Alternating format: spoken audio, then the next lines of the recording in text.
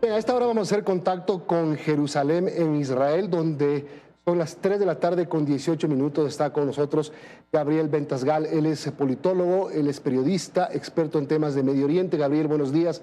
Gracias por atendernos. Sé que hay momentos difíciles y agitados en este momento que la información lo requiere. Lo primero es tratar de entender por qué se atribuye este sorpresivo ataque del grupo extremista Hamas. Hay varias hipótesis. La primera puede ser que se cumplían justo 50 años del inicio de la guerra del Yom Kippur, hace 50 años justamente, una sangrienta guerra que terminó, en la que terminó imponiéndose Israel. La otra habla de los acuerdos de Abraham. Este tema estratégicamente no le conviene a Irán, que estaría apoyando al grupo Hamas. Buenos días. Buenas tardes. Buenas tardes, Milton. Buenos días a ustedes. Mira, hay tres niveles. Desde el punto de vista estratégico o ideológico, jamás no acepta la existencia de ningún Estado judío ni cristiano en cualquier lugar del Medio Oriente. Los judíos y los cristianos pueden vivir en el Medio Oriente, pero sometidos al Islam. Entonces, a nivel ideológico, no es una disputa por X territorio. Jamás no acepta el Estado judío, punto. Desde el punto de vista táctico, acá hay varios factores. Primero, Irán le interesa que haya un combate entre musulmanes y judíos para que los musulmanes sunitas, o sea, Arabia Saudita, no firmen un acuerdo de paz con Israel. Entonces, en todo momento que hay guerra, no se van a firmar acuerdos de paz o este acuerdo se pospone un poco. De todas formas, creo yo que es inevitable. Entonces, Irán está interesado en eso y en distraer la atención de lo que ocurre también en Irán. Entonces, y desde el punto de vista táctico también, Hamas tiene varias intenciones. Primero, que intenta vencer, derrotar dentro de la arena palestina a su rival ideológico, que es la Autoridad Palestina, que gobierna Cisjordania, no la Franja de Gaza. Además, se dio cuenta que Israel estaba medio dormido, que los servicios de inteligencia no estaban lo suficientemente despiertos. Entonces ahí tienes algo táctico que tiene que ver con qué quiere Hamas ahora. Y por último, está el nivel psicológico. Intentar humillar a Israel, haciendo lo mismo que hizo Egipto y Siria en la guerra de Yom Kippur, y también fotografiando, filmando imágenes que provoquen que el ciudadano israelí sea visto como endeble, débil, humillado, secuestrado, y eso le gana mucho prestigio entre los musulmanes radicales y entre los palestinos en general. Gabriel, ¿por qué se puede pensar que los servicios de inteligencia israelíes no estaban en alerta máxima? Unos dicen, era Shabbat, pero todos los sábados son Shabbat en el pueblo hebreo. Entonces, no sería una, digamos, una justificación de por qué era Shabbat. ¿Por qué Israel estaba con la alerta baja? Yo creo que hay dos razones más. La primera, porque además de ser Shabbat y de ser Sukkot, que es la fiesta de las cabañas, hay dos premisas que demostraron estar equivocadas. La primera, Israel pensaba en este momento que Hamas era más débil y por lo tanto no se iba a atrever a hacer algo grave porque no quiere correr con las consecuencias. Esto demostró ser falso. Y lo segundo importante también es que Israel durante 4 o 5 meses dejó la entrada, permitió la entrada de trabajadores palestinos desde la Franja de Gaza para que entrasen a trabajar en Israel. La lógica era, si dejamos entrar a gente a trabajar, van a traer dinero a su casa y entonces van a estar felices y no van a atacar porque no les va a convenir. La verdad que esto demostró ser falso. El radicalismo islámico no actúa o deja de actuar por beneficios económicos. No se lo puede comprar. Pero necesita mucho dinero para financiarse. El grupo Hamas necesita, ¿cuánto? Medio 500 millones de dólares al mes para poder financiar todo el equipo de guerra que tiene. ¿Está Irán atrás de la mayor parte del financiamiento? Sabemos que Qatar financia con 25 millones aproximadamente al mes al grupo Hamas. Sabemos o se dice que Rusia, Putin, está detrás de esto. ¿Quiénes están detrás de esto? ¿A quiénes más les conviene que Hamas tenga éxito en esta campaña militar? El principal patrocinador del Hamas, el principal patrocinador del terrorismo es Qatar. Ahora, fíjate, tú eres, Milton, eres periodista profesional.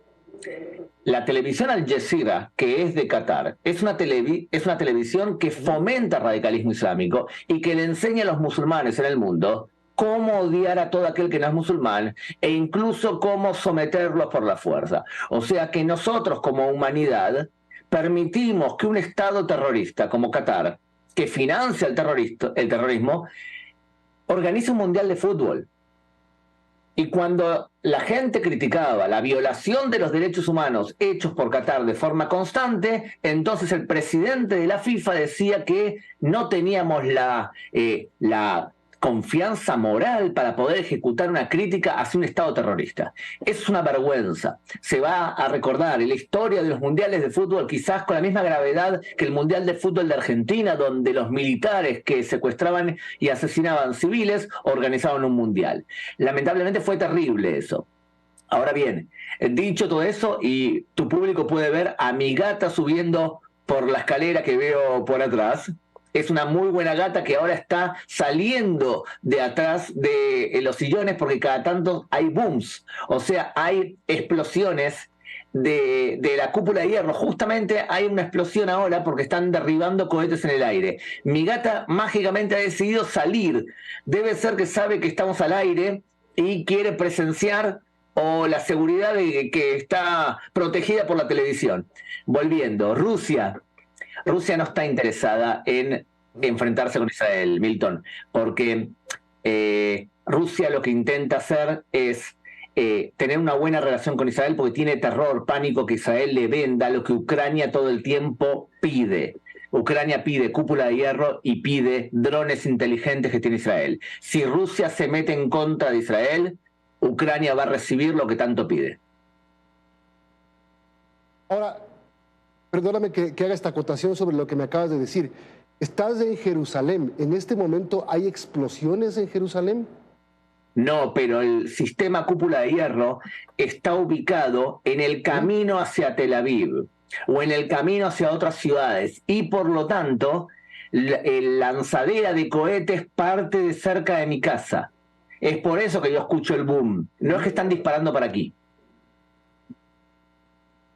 ¿Qué porcentaje de efectividad en este conflicto está teniendo la cúpula de hierro?